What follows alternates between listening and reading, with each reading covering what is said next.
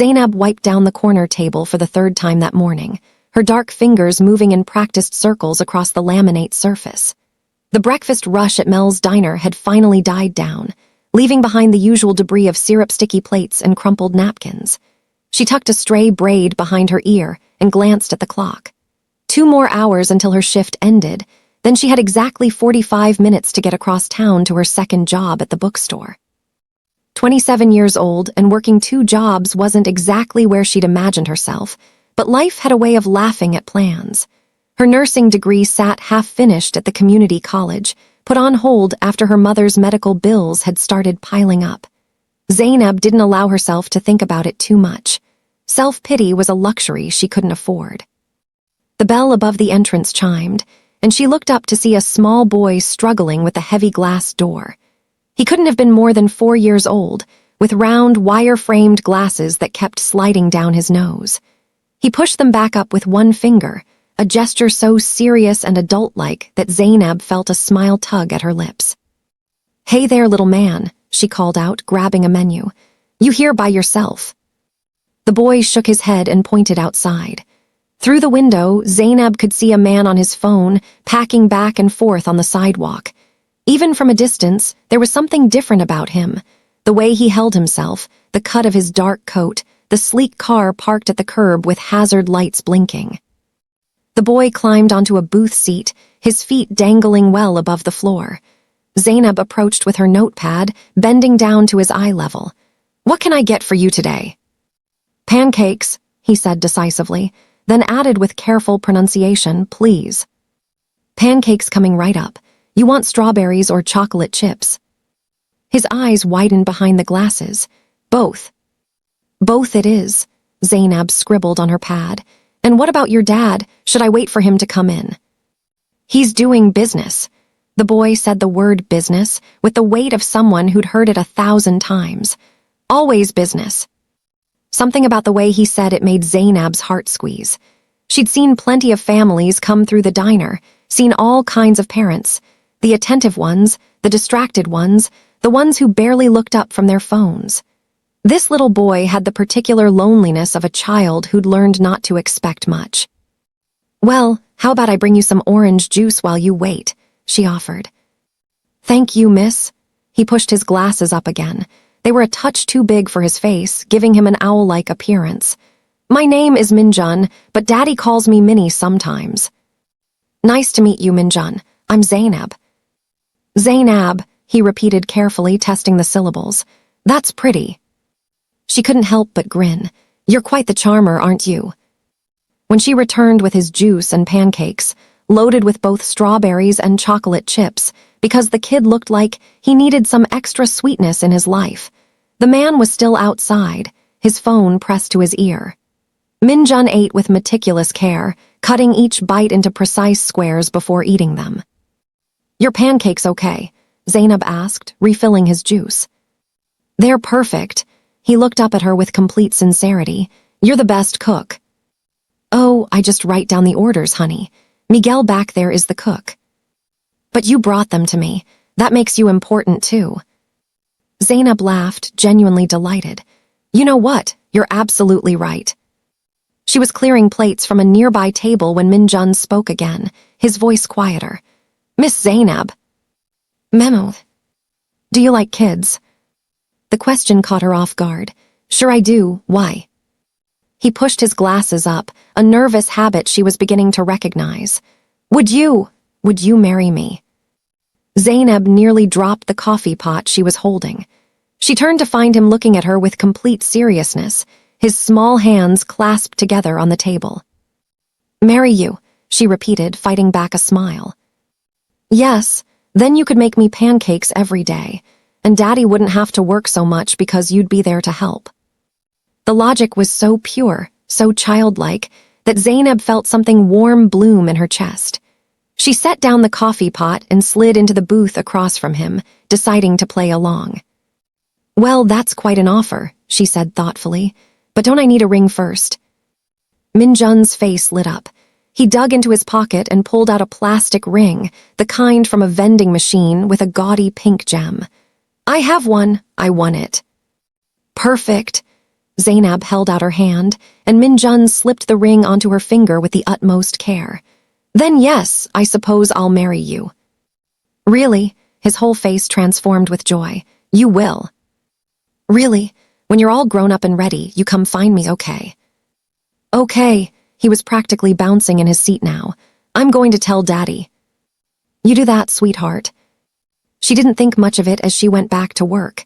It was a sweet moment, the kind that made the long shifts worth it.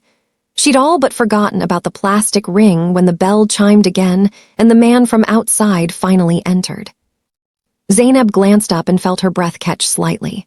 Up close, he was striking in a way that didn't quite fit in Mel's diner. He moved like someone accustomed to spaces much larger and more expensive than this, his dark hair perfectly styled, his watch catching the fluorescent light. But it was his face that held her attention, sharp cheekbones, intense eyes that swept the room before landing on his son. Daddy, Min-jun waved enthusiastically. Daddy, come meet my fiancé. The man's expression didn't change, but Zainab saw something flicker in his eyes.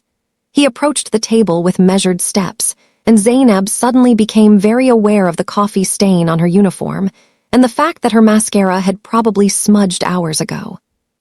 Minnie, the man said, his voice accented but clear. What are you talking about? Miss Zainab said she'll marry me. Min-jun held up Zainab's hand, displaying the plastic ring proudly. See, she has my ring and everything. The man's gaze shifted to Zainab, and she felt heat rise to her cheeks. I was just playing along, she said quickly. He asked, and I thought it was sweet, so I understand. His expression remained neutral, unreadable. Min-jun, we need to go. Say goodbye to the waitress. There was something in the word waitress that stung, though Zainab couldn't quite say why. She started to pull off the plastic ring, but Min-jun grabbed her hand. No, you have to keep it. That's how engagement works. Min-jun, the man's voice was firmer now. Now. The boy's face fell. He slid out of the booth, dragging his feet. Bye, Miss Zainab. Bye, sweetheart. You take care, okay? The man pulled out his wallet and placed several bills on the table without counting them. For the meal and your trouble. Before Zainab could respond, they were gone. She picked up the bills and felt her eyes widen. $500 bills for a $12 plate of pancakes. Hey, sir, wait! She rushed to the door, but the sleek black car was already pulling away from the curb. Through the back window, she could see Min-jun's small hand waving. Carmen, the other waitress on shift, appeared at her shoulder. Girl, was that who I think it was? Who? You didn't recognize him. Carmen grabbed her phone and started scrolling frantically. Hold on. Here, she thrust the screen at Zainab. It was a business magazine article, and there he was, the same sharp features, the same intense gaze. The headline read, Park Woo, the youngest self-made billionaire in Korean tech industry returns to Seoul after expanding empire to U.S. markets. Zainab stared at the photo, then down at the plastic ring still on her finger. Oh no. Oh yes, Carmen breathed. That man is worth more than this entire neighborhood, maybe the whole city, and his son just proposed to you with a 25-cent ring. Zainab couldn't help it. She started laughing. The absurdity of it all, the sweetness of Min-jun's proposal, the father's cold dismissal, the outrageous tip. It bubbled up until she had to sit down in the nearest booth, tears streaming down her face. This is insane, she managed between gasps. Completely insane. You better keep that ring, Carmen advised, sliding in across from her. That's gonna be one hell of a story someday. Zainab looked at the cheap pink gem glinting under the lights. Something told her Carmen was right, though she had no idea just how true that would turn out to be. The rest of her shift passed in a blur. She kept expecting someone to come back to explain, to ask for the money back, but no one came. At 3 o'clock, she clocked out and made her way to the bookstore, the plastic ring still on her finger. She'd meant to take it off, but somehow it felt wrong. A promise was a promise, even one made to a 4-year-old boy. The bookstore was quiet that afternoon, just the way Zainab liked it. She shelved returns and helped the occasional customer, her mind wandering back to the strange encounter. Park-hoo. Even his name sounded expensive. She wondered what it must be like, having enough money that you could leave $500 without blinking.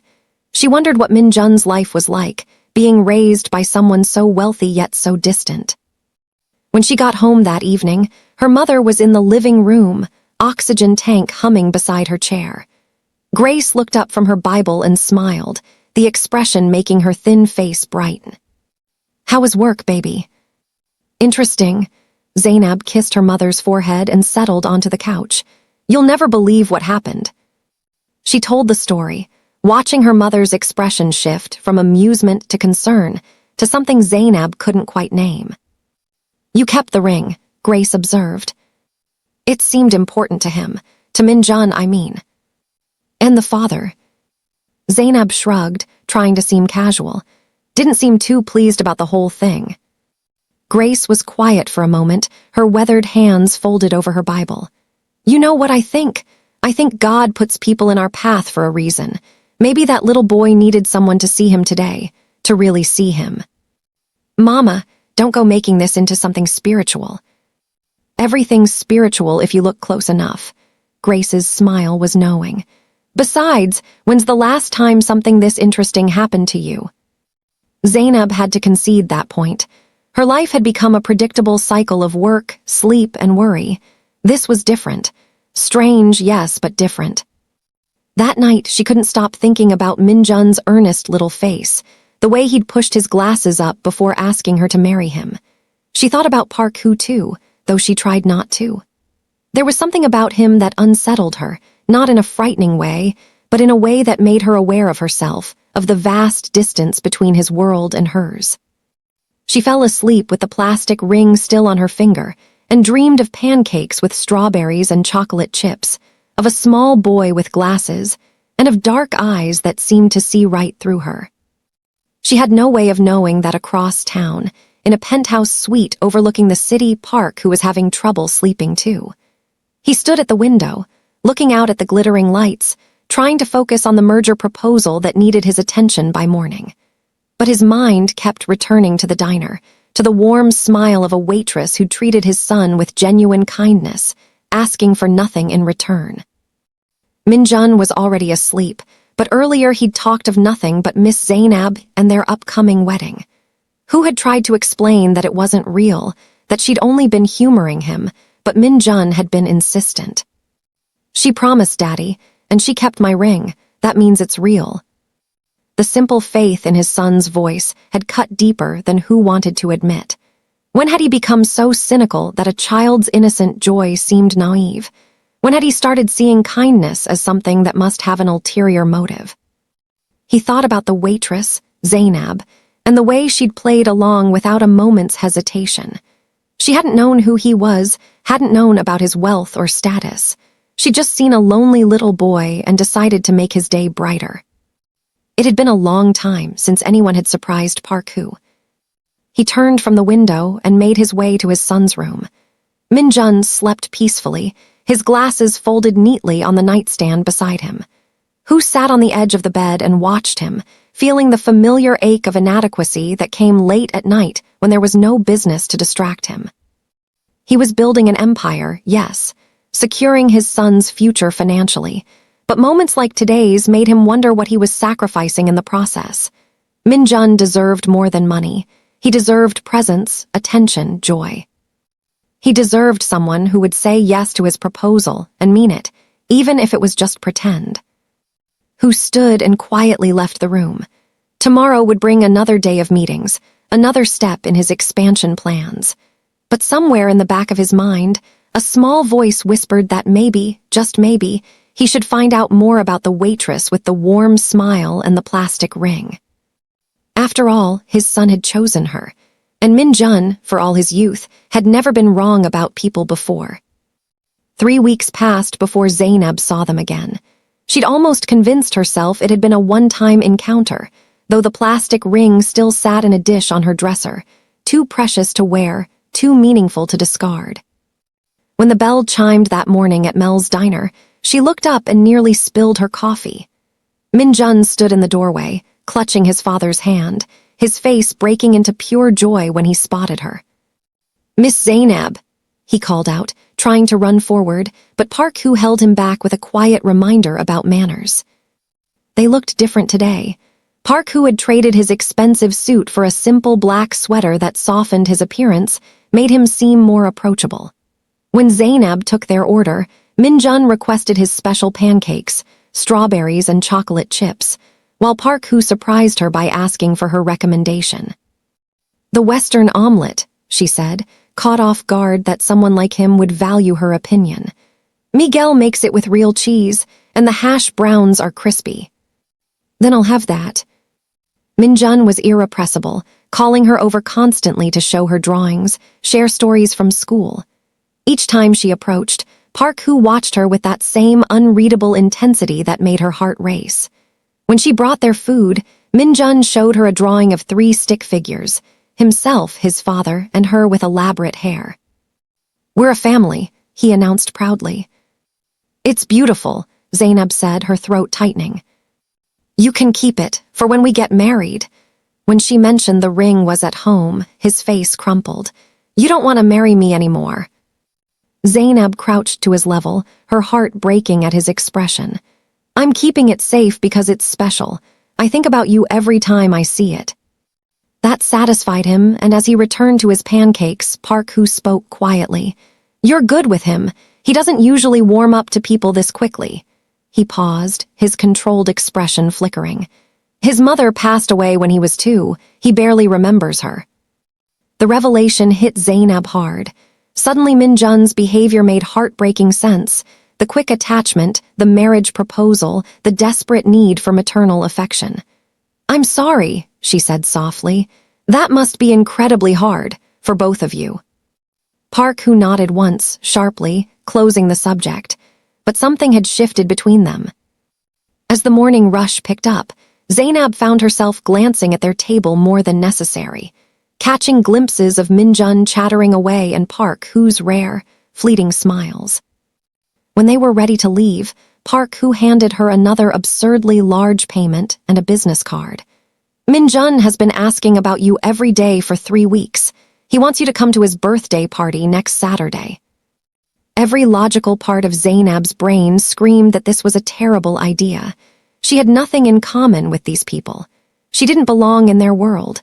But Min-jun looked at her with those huge, hopeful eyes behind his glasses, and she heard herself ask, "What time?" Min-jun's whoop of joy echoed through the entire diner as he threw his arms around her waist. The week leading up to the party was surreal. Carmen dragged her shopping, insisting she needed the right dress and shoes. Her mother watched the preparations with knowing amusement. "You like him," Grace observed, meaning the father, not the son. Zainab couldn't deny it, even to herself. Saturday arrived too quickly. Dressed in a navy blue fit-hand flare dress with simple silver earrings, Zainab drove Carmen's borrowed car through an exclusive gated community that made her stomach drop. Park Hoo's modern mansion, with its floor-to-ceiling windows and manicured gardens, looked like something from a magazine. She sat in the car, gripping the steering wheel. "You can do this," she muttered. "It's just a birthday party." Before she could knock, the door opened. A housekeeper smiled warmly. "You must be Miss Zainab. Min-jun has been watching for you all morning." The interior was stunning. High ceilings, modern art, designer furniture. But there were touches of real life too. Min-jun's drawings on the refrigerator, picture books on the coffee table, small sneakers by the door. "Zainab," Min-jun came running, glasses askew, already with frosting on his collar despite the party just starting. "You came, you really came." "Of course, I promised, didn't I?" When he set aside her gift, a carefully selected collection of children's books, to hug her instead, she had to blink back tears. "This is the best birthday ever," he declared. "You're here." The party was surprisingly small and normal, just a handful of preschool friends and their parents. Min-jun insisted she sit beside him for everything, introducing her to everyone as "my fiancée, Miss Zainab."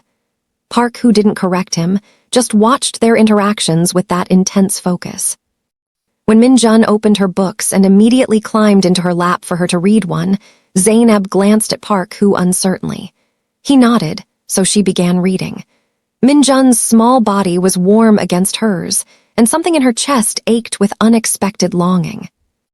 As guests departed and Min-jun fought a sugar crash, Zainab said she should leave too. "No, you have to stay for dinner." Min-jun's eyes flew open. "I don't have other plans," Zainab admitted before she could stop herself. "If it's not an imposition." Park, whose pause felt weighted. "Then, it's not stay." Dinner was unexpectedly comfortable. Mrs. Chen, the housekeeper, served Korean food while Park, who taught Zainab to use chopsticks, his fingers briefly covering hers. The touch sent electricity through her. They talked, really talked. He asked about her work, her family, her abandoned nursing degree.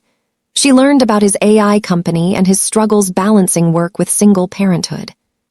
"He needs stability," Park, who said, watching his drowsy son. "I'm considering hiring a nanny, but Min-jun has rejected every candidate." "Maybe he doesn't want a nanny. Maybe he just wants you." Park, whose jaw tightened. "I'm trying, but building this company, securing our future." "I'm not judging," Zainab said quickly. "I know about doing what you have to do, working 2 jobs, taking care of my mom. Sometimes there aren't easy answers." He looked at her then, really looked at her, and Zainab felt truly seen. "You're studying nursing." Had to put it on hold. Medical bills, life. "I don't actually know about that," he said with surprising honesty. "Money solved most of my problems, but it created others." When Min-jun's head dropped toward his rice, Park, who caught him gently. "Someone needs bed." "I'll be here when you wake up," Zainab promised, then caught herself. "Will you?" Park, who challenged, standing with Min-jun against his shoulder. "Or is that just something you tell him?" "I don't lie to children, Mr. Park." Just who? I'll be back in a few minutes, don't leave." It wasn't a request. Zainab sat alone, mind spinning. She should leave before things got more complicated. But when Park, who returned, she was still there. "Can I ask you something?" he said, pouring tea. "Why did you say yes to coming today?" "Because he asked. Because he wanted me here. When was the last time you said no to something a kid really wanted just because it was inconvenient?" "Every day," Hu admitted. "There's so much he wants that I can't give him. A mother, a family, normalcy, time." "You're giving him what you can. That counts." "Does it? He proposed to a waitress he'd just met. That should tell you something about what he's missing." "Or maybe," Zainab said carefully, "it tells you he has good instincts about people." Their eyes met, the moment heavy with possibility. "I have a proposition," Hu said finally. "I'm not sleeping with you," Zainab said flatly. He laughed, a real laugh that transformed his face. "No, I want to hire you. $50,000 to spend time with Min-jun. A few hours a week, be present, the way you were today." The number made her dizzy. It could pay off her mother's debt, get her back in school, change everything. "That's insane," she whispered. "You can't just buy someone's affection." "I'm not buying affection. I'm buying time and attention for my son from someone who genuinely cares. Everything else is negotiable." Zainab stood abruptly. "I need to go." "Zainab," he caught her arm gently. "I offended you. That wasn't my intention." "Then what was?" He was close now, close enough she could see gold flecks in his eyes. "To find a way to keep you in our lives, because Min-jun hasn't been this happy since his mother died. And because when you're here, I remember what it feels like to want something more than success." Zainab's breath caught. She should run. Instead, she said, "I'm keeping the plastic ring." Whose lips curved into his first real smile. "I wouldn't expect anything less."